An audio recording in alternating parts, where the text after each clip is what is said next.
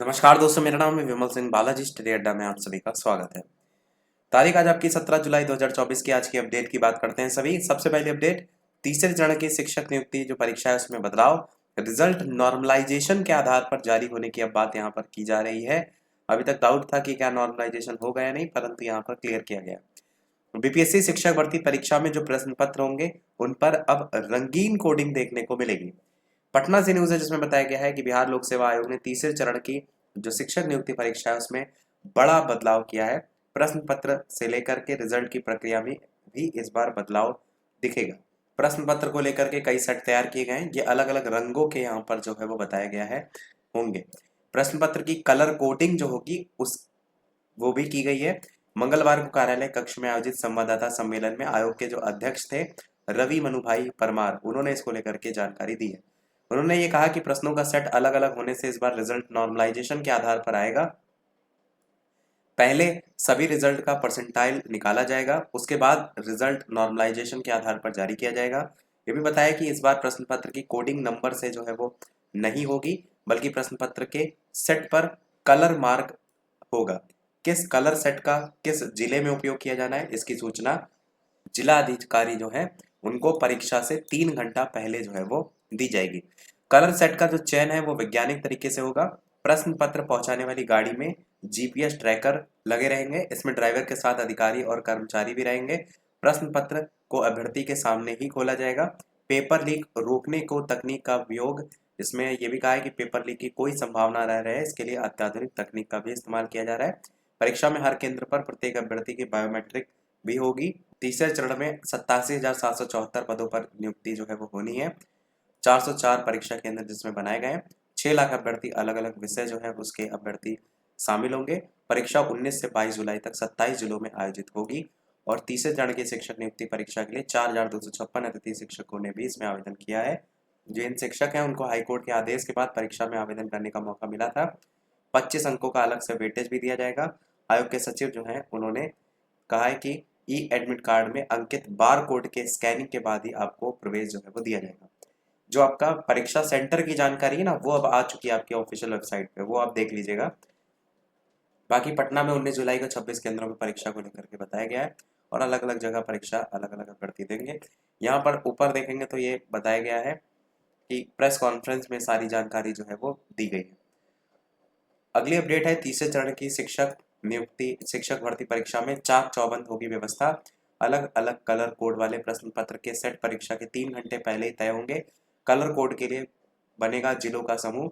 हर जिले के लिए अलग होगा कंटेनर ट्रक।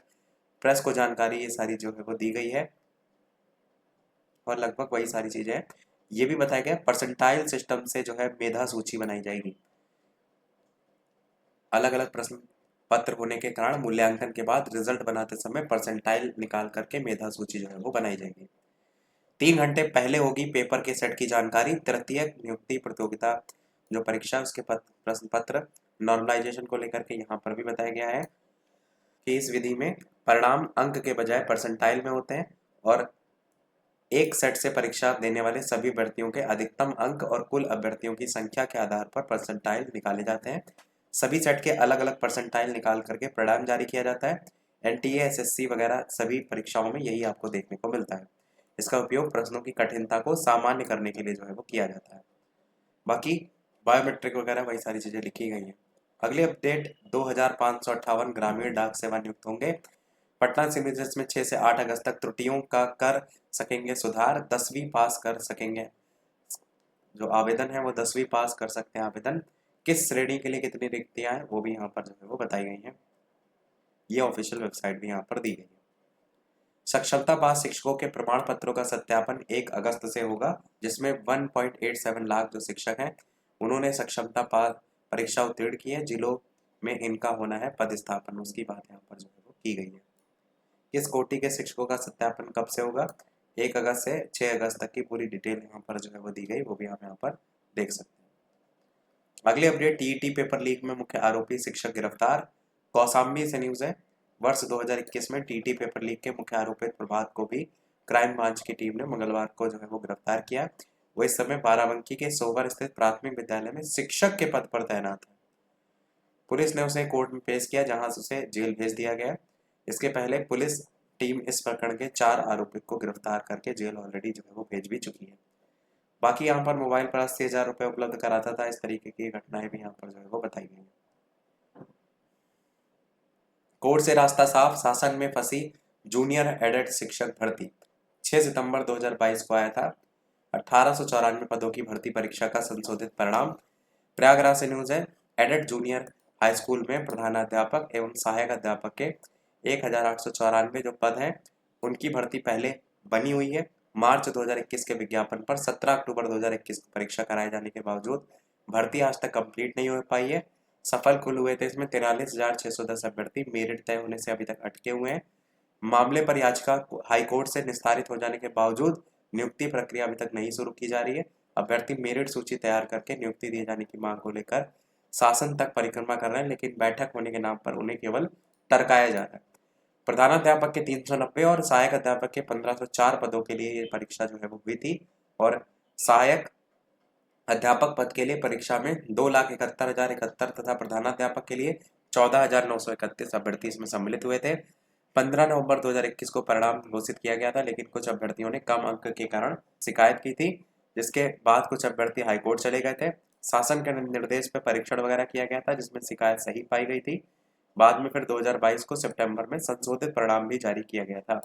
इसमें सहायक अध्यापक पद के लिए 42,066 और प्रधानाध्यापक पद के लिए 1,544 अभ्यर्थी इसमें सफल घोषित हुए थे। संशोधित परिणाम के विरुद्ध भी वे अभ्यर्थी कोर्ट चले गए थे जो पहले सफल थे, और संशोधित परिणाम में वो असफल हो गए थे। अगली अपडेट, आयोग ने 8 प्रवक्ताओं का चयन निरस्त किया। उत्तर प्रदेश लोक सेवा आयोग ने 2020-21 में जारी जो विज्ञापन था उसके आधार पर राजकीय होम्योपैथिक मेडिकल कॉलेजों में चयनित जो प्रवक्ता पैथोलॉजी हैं और प्रवक्ता सर्जरी के 4 अभ्यर्थियों का चयन निरस्त कर दिया है। संयुक्त सचिव वीके सिंह के अकॉर्डिंग जो है वो पैथोलॉजी के पद पर ये सभी जो है वो थे, और यहाँ पर कारण भी यहाँ पर दिया गया है कि इनका नाम की संस्तुति दी गई थी और इस पद पर अभ्यर्थी नहीं मिलने के कारण दोबारा विज्ञप्ति जारी करने की जो संस्तुति है वो की गई है। अगली करंट अफेयर से रिलेटेड अपडेट है। T20 कप्तान हार्दिक पर भारी पड़ सकती है सूर्य की दावेदारी। नई दिल्ली न्यूज, यहाँ पर जो अगला मैच होने वाला है वो श्रीलंका दौरा होने वाला है, जिसमें T20 में सूर्य कुमार यादव जो है उनकी कप्तानी में और उप कप्तान हार्दिक पांड्या इन पर भारी पड़ सकते हैं, जिसमें 27 से 30 जुलाई तक भारतीय टीम को श्रीलंका के खिलाफ पल्ले केले में खेलनी है 3 T20 मैच की सीरीज। 7 मुकाबले भारतीय टीम ने सूर्य कुमार यादव की कप्तानी में खेले, जिनमें से 5 जीते हैं और 2 हारे भी हैं। और एक नज़र यहाँ पर नए कोच गौतम गंभीर को लेकर के भी बताया गया कि उनकी पहली पसंद सूर्य कुमार यादव है, जो ये चाहते हैं 2026 वर्ल्ड कप तक उन्हीं को जिम्मेदारी जो है वो मिली रहे। तो यही था हमारे ओवरऑल अपडेट में। वीडियो लाइक शेयर सब्सक्राइब कीजिएगा। मिलते हैं अगले अपडेट में, तब तक के लिए सभी को नमस्कार, जय हिंद।